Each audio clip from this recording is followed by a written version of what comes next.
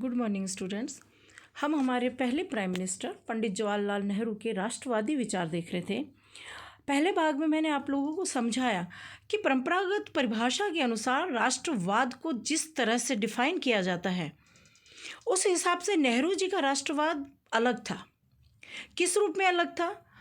नेहरू जी अपने राष्ट्र से अथाह प्रेम करते थे, किंतु इसका मतलब यह नहीं था कि अन्य राष्ट्रों के प्रति उनके मन में या उनकी नीतियों में कोई विरोध, कोई विद्वेष या घृणा के भाव थे, घृणा के लिए कोई स्थान था।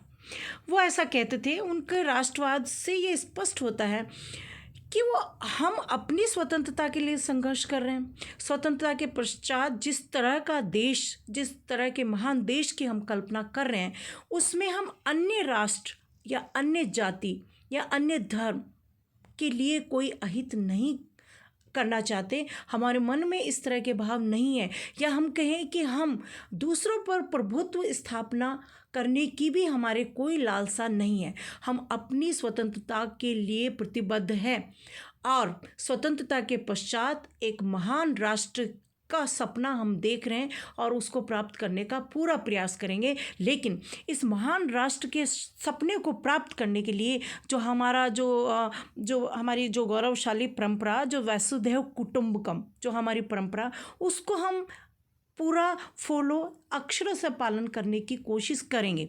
इसलिए उन्होंने देखिए पंचशील के सिद्धांतों को रखा। पंचशील के सिद्धांत यानी 5 सिद्धांत। ये कौन से सिद्धांत? जो राष्ट्रों के बीच के सिद्धांत थे, जिसमें हर राष्ट्र दूसरे हर प्रत्येक राष्ट्र दूसरे राष्ट्र की स्वतंत्रता, उसको मतलब इस तरह के ये जो सिद्धांत है उसमें है कि शांति की नीति में विश्वास करेंगे, हाँ, अनाक्रमण की नीति में विश्वास करेंगे, यानी हम किसी पर आक्रमण नहीं करेंगे, किसी और देश की सीमाओं में हस्तक्षेप नहीं करेंगे। यानी कहने की बात यह है कि हम दूसरे राष्ट्रों की संप्रभुता और आज़ादी का पूर्ण सम्मान करेंगे, तो प्रतिफल में हमें भी यही प्राप्त होगा। ये उनकी सोच थी और सच में उस वक्त ये सोच बहुत ही ज़्यादा ज़रूरी थी। क्यों ज़रूरी थी? क्योंकि जिस तरह की हालत में, जिस तरह की जीर्ण शीर्ण हालत में अंग्रेज़ों ने भारत को हमारे हाथों में दिया था, उसका सामाजिक, आर्थिक और राजनीतिक विकास करना उस वक्त निहायत ही ज़रूरी था। अगर हम युद्ध की नीति का या जो हम कहेंगे राष्ट्रवाद का हम पालन करते, जिस तरह से हम कह सकते हैं हमारे साथ ही आज़ाद हुए पाकिस्तान की राजनीति को देखिए। पाकिस्तान, यहाँ हमारे देश में प्रधानमंत्री कौन बने? पंडित जवाहरलाल नेहरू जैसी उदारवादी सोच के धनी। और उधर कौन बने? जिन्ना जैसे हठधर्मी, कट्टरवादी, इस्लामी सोच के धनी जिन्ना। और उन्होंने जिस तरह की नीतियों से पाकिस्तान को चलाया, उसका परिणाम क्या हुआ कि शीघ्र ही लोकतंत्र की जड़ें पाकिस्तान में कमज़ोर हो गई और उन जड़ों पर प्रहार होने लगा। और देखिए 1958 में ही, 1958 में ही, आज़ादी के 11 साल बाद में ही वहाँ पर सैनिक सरकार ने सत्ता पर कब्ज़ा कर लिया। सैनिक शासन की स्थापना हो गई, जिसको हम किस नाम से जानते हैं? अयूब खान का मार्शल लॉ, अयूब खान का सैनिक शासन। और उसके बाद में तो देखिए इस तरह के सैनिक शासकों की कतार ही लग गई। याहिया खान, जनरल जियाउल हक, परवेज़ मुशर्रफ, ये देखिए इतने मान लीजिए 1947 में हम आज़ाद हुए, आज 2020 है। 73 साल के इतिहास में वहाँ कितने सारे तानाशाहों का शासन, सैनिक शासनों का शासन स्थापित हो गया। लेकिन हमारे देश में देखिए लोकतंत्र की जड़ें कितनी गहरी हैं और इसमें योगदान किसका है? वो 10-20 साल का नेहरू जी के शासन का, उनके जो नीतियाँ थी उनका। और उनका जो मकसद था, वो मकसद यही था जैसे तैसे इस देश को हम आगे लेके जाएं और ऐसी नीतियां अपनाएं जिसमें देखिए उन्होंने उनका जोर किस पर आ, सैनिक गतिविधियों में अगर रहता तो जो हम कहेंगे कि 3 लगातार चुनाव देखे उन्होंने। पहली बार 1952 में चुनाव हुआ, फिर 57 और 3 बार उन्होंने लगातार चुनाव जीते। 1964 में उनकी हृदयाघात से मृत्यु हो गई। इन सालों में उन्होंने क्या किया? उन्होंने जो हम कहें कि नवीन मंदिर, उनकी सोच देखिए। मंदिर किसको बोला उन्होंने? शिक्षालयों को। देवाल्ले बोला, कितने ही विश्वविद्यालयों की स्थापना की, आईआईटी, आईआईएम, पंचवर्षीय योजनाओं की शुरुआत की 1956 में। पहली जो पंचवर्षीय योजना उन्होंने जो पहली पंचवर्षीय योजना थी वो आरंभ हुई 1956 में। उसका पहला जो मूलभूत जो मेन मकसद क्या था, अन्न के क्षेत्र में हम आत्मनिर्भर बन जाएं।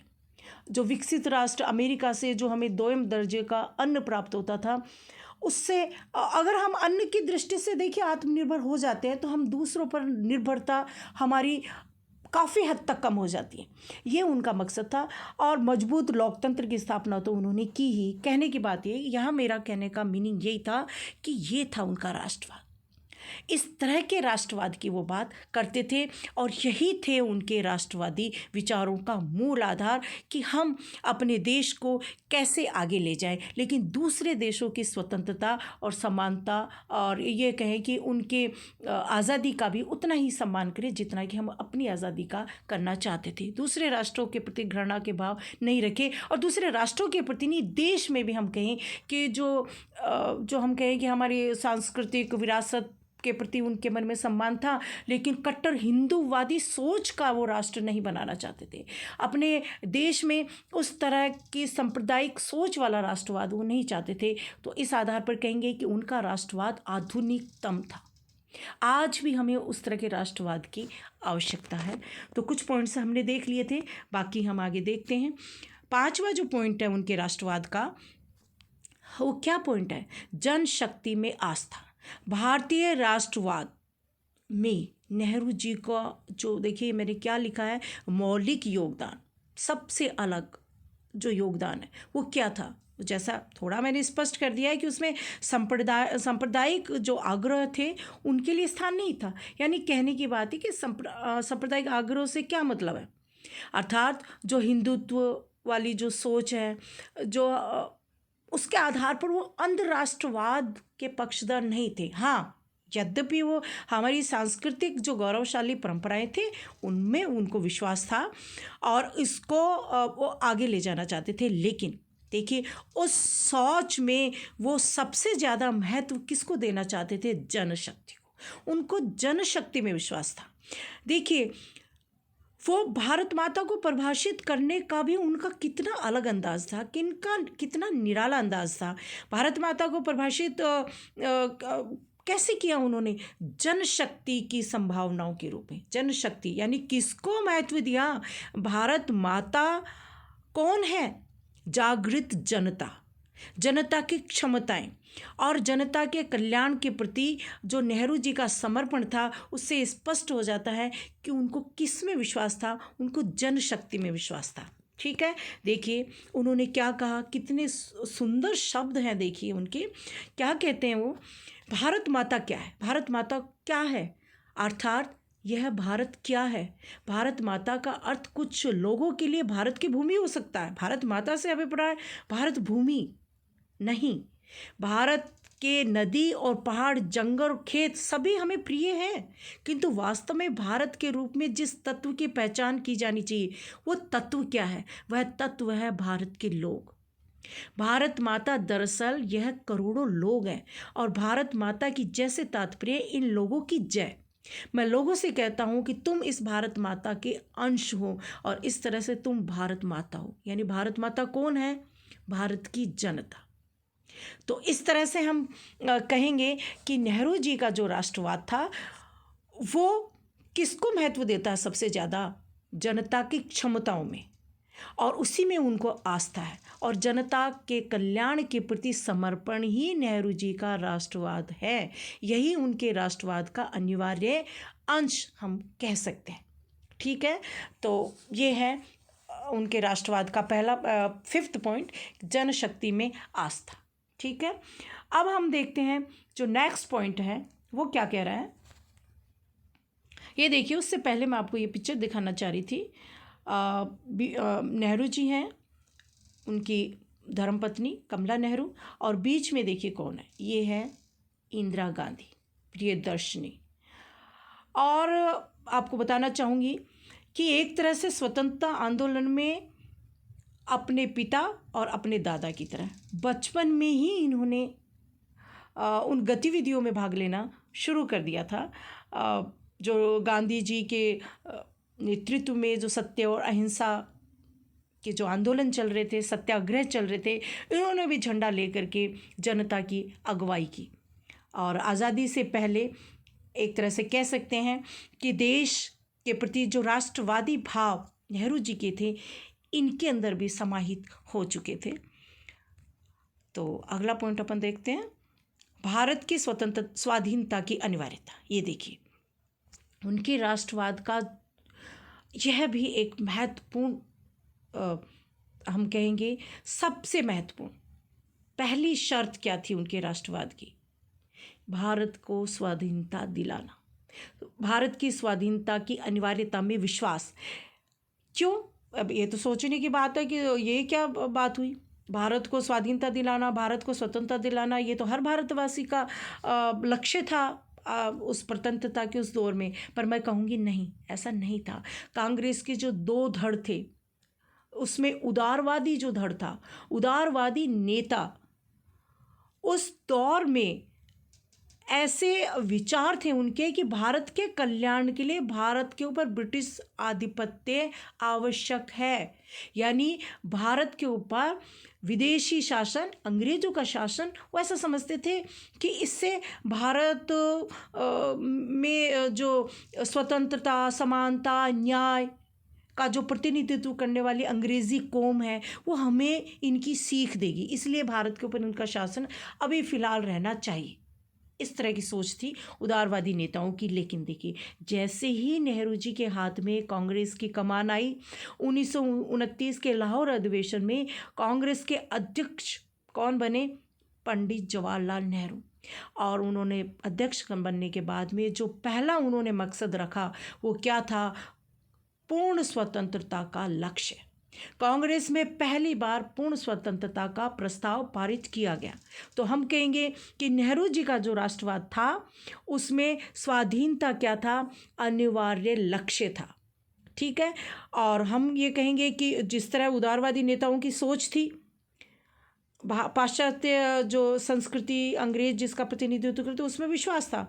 हम ये कहेंगे नेहरू जी पाश्चात्य संस्कृति में पले बढ़े, वहीं पर ही उनकी परवरिश हुई, और पाश्चात्य जो हम कहेंगे वेशभूषा और वहाँ की संस्कृति और जो सोच थी उसके वो भी प्रशंसक थे।